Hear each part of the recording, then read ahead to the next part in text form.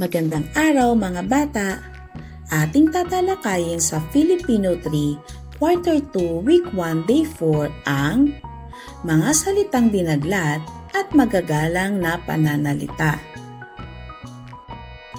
Before we begin, please don't forget to like, share, and subscribe. Thank you! Mga layunin. Pagkatapos ng aralin, ang mga mag-aaral ay inaasahang una, natutukoy ang mga sight words. Pangalawa, natutukoy ang kahulugan ng mga salita ayon sa konteksto. Pangatlo, nababasa ng wasto ang mga natutuhang salita.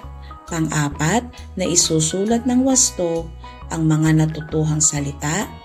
Panglima, nagagamit ang magagalang na pananalita sa pagbati at ekspresyon sa iba't ibang sitwasyon, partikular sa wikang ginagamit sa pakikipag-usap sa paaralan. Panimulang gawain. Magandang araw mga bata! Balikan natin ang ating tinalakay kahapon sa pamamagitan ng pagtukoy ng damdamin ng tauhan sa kwento binasa. Number 1. Si Haring Araw ay kilala sa pagiging mapagmataas at makapangyarihan. Hindi niya pinapansin ang hinaing ng kanyang nasasakupan. Anong katangian mayroon ang hari? Tama, mayabang at mapagmataas. Pangalawa, isang araw nagsaya si Tipaklong sa pagkanta at pagsayaw habang si Langgam ay walang tigil sa pag-iimpok ng pagkain. Nang dumating ang tag-ulan, nagutom si Tipaklong at humingi ng tulong kay Langgam at siya naman itong pinatuloy. Anong ipinakita ni Langgam sa sitwasyon? Tumpak, pagiging matulungin at maawain.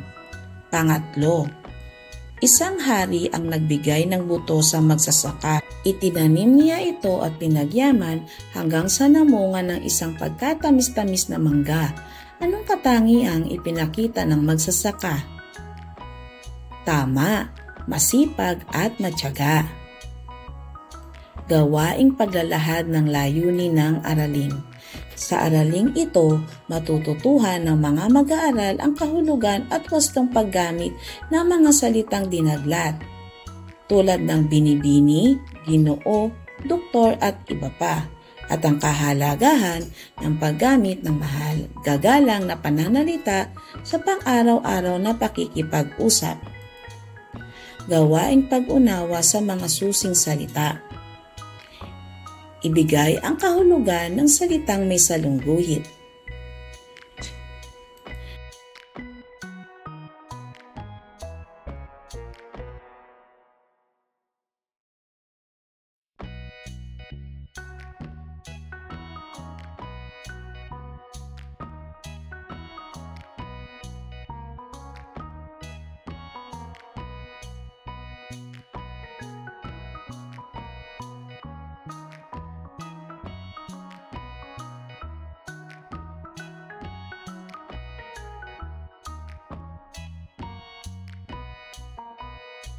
Narito ang tumpak na kasagutan.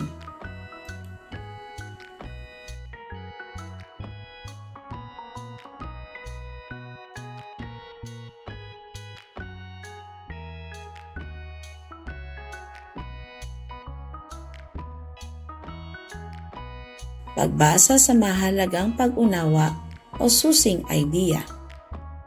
Si Miguel, ang batang may pangarap. Si Miguel ay isang simpleng batang lumaki sa isang maliit na baryo. Bata pa lamang siya ay magaling na siyang mag-aral at mangarap.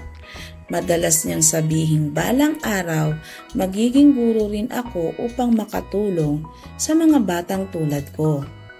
Kahit mahirap ang kanilang buhay, hindi ito naging hadlang kay Miguel. Masipag siyang mag-aral araw-araw at tumutulong pa sa kanyang mga magulang pagkatapos ng klase. Lagi siyang pinaalalahanan ng kanyang tatay, anak, ang tagumpay ay nakakamtan sa sipag, tiyaga at pananalig sa Diyos. Dahil sa kanyang pagsisikap at pagtitiyaga, nakapagtapos si Miguel ng pag-aaral at naging isang guro. Tuwing siya ay nagtuturo, lagi niyang naalala ang kanyang pangarap noong bata pa siya. Ngayong siya na rin ang nagbibigay inspirasyon sa kanyang mga estudyante upang tuparin ang kanilang mga pangarap. Sagutin ang mga sumusunod na tanong. Sino-sino ang mga tauhan sa kwento? Tama. Miguel, Dr. Santos, Ginoong de la Cruz, Cap Ramirez, Kagalang-galang Alcalde Mendoza. Pangalawa, ilarawan ang katangian ng mga sumusunod na tauhan. Si Miguel ay masipag, may pangarap at nagsisikap upang magtagumpay. Si Dr. Santos mabuting manggagamot na nagbigay inspirasyon kay Miguel. Si Ginoong de la Cruz mapagmahal at mapayuhing ama ni Miguel. Si Cap Ramirez tagapagbigay suporta at nagpapahalaga sa kabataan. Si Kagalang-galang Alcalde Mendoza, iginagalang na lider na nagbibigay parangal sa karapat-dapat. Pang-apat, sino ang nagbibigay ng inspirasyon kay Miguel upang ipagpatuloy niya ang kanyang pangarap? Tama, si Dr. Santos. Panglima, ano ang ipinayo ni Ginoong de la Cruz sa kanyang anak na si Miguel? Magsikap, magpursigi at huwag sumuko sa pag-abot ng pangarap at manatiling nananalig sa Diyos. Pang-anim, kung ikaw si Miguel, paano mo haharapin ang pagiging mahiyain?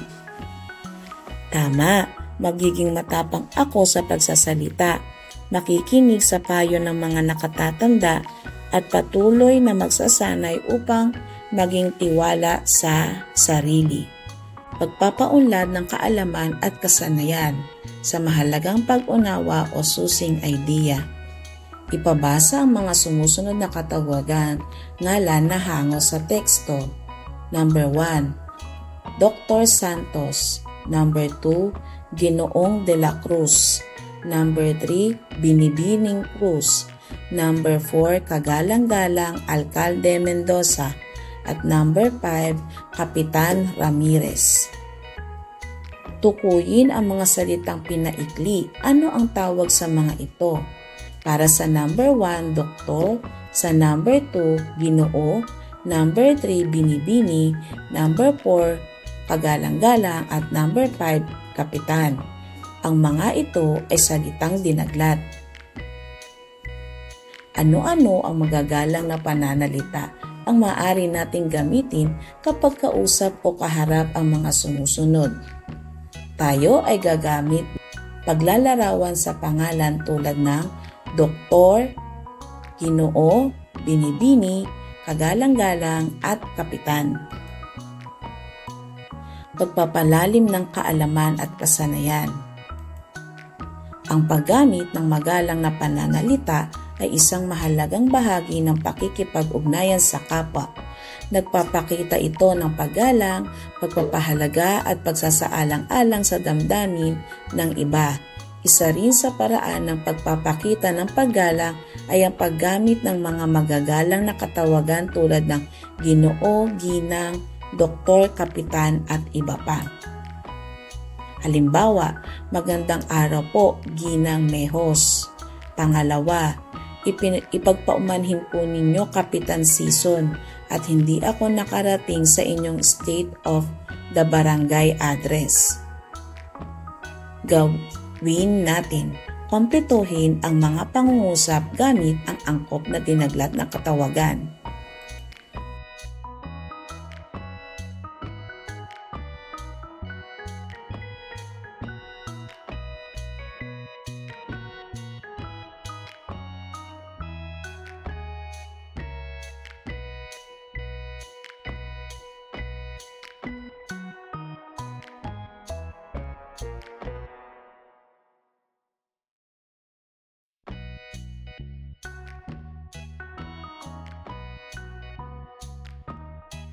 Narito ang mga tumpak na sagot.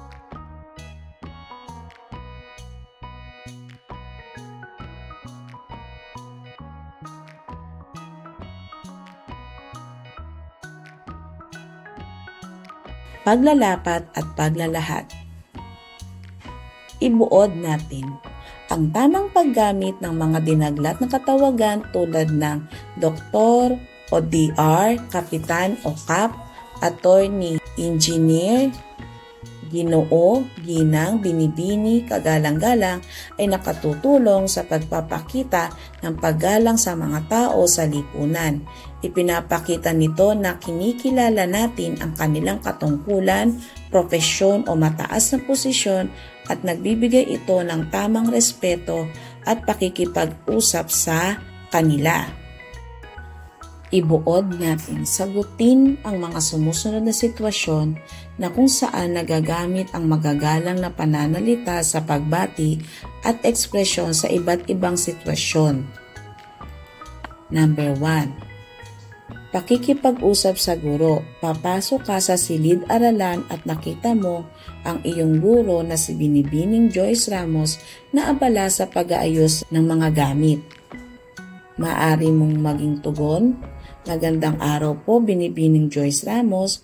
Maaari po ba kitang maabala sandali para sa isang katanungan tungkol sa ating aralin?"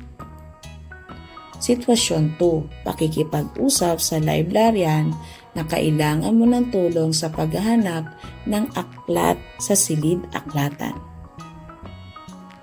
Maaari mong maging tugon, "Magandang araw po. Maaari po ba ninyo akong tulungan sa paghahanap ng aklat tungkol sa agham para sa aking proyekto?" Tatayan ng natutunan. Piliin ang formal na katawagan sa mga sumusunod na sitwasyon.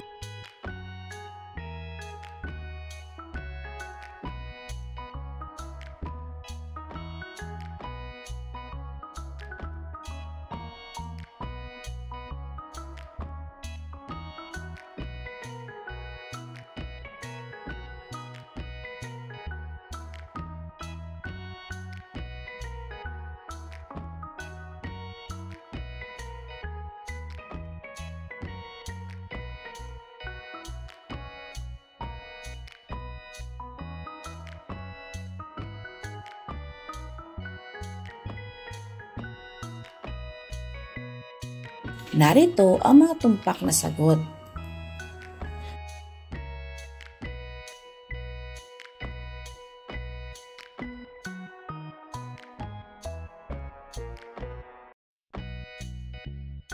Para sa ating remediation, puna ng patlang ng tamang dinaglat na katawagan batay sa ipinapahiwatig ng pangungusap.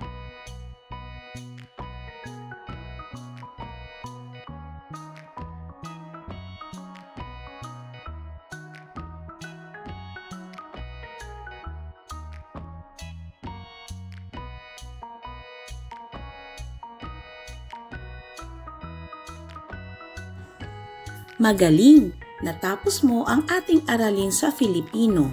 Tandaan, ang wika ay mahalagang bahagi ng ating pagkakakilanlan. Gamitin ito ng may paggalang, pag-unawa at pagmamalasakit sa kapwa. Patuloy na magbasa, magsalita at magsulat sa wikang Filipino. Ang bawat salita ay may kapangyarihang magpabuti ng mundo. Hanggang sa susunod na aralin, salamat at paalam mga bata!